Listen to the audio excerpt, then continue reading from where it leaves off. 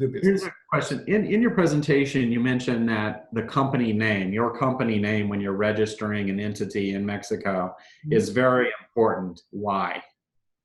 Because only the SAT is going to approve that name of the company in order to they can provide a formal legal name and the your tax ID. In other words, for example, if I'm going to create a Mexican entity, I'm going to use a name pretty similar, like Walmart or like Nike or like even not international brands, but even local, brands that can confuse, for the buyers from that product, that they're thinking that they're going to purchase a product for a twin company from another big one. The SAT, the government, the IRS government, they're not allow you to use that name.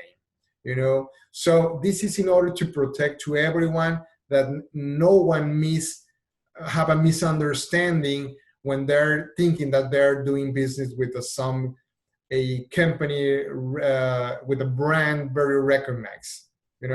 Make sense? Yeah. So I've got a couple questions here as it relates to a couple specific industry sectors.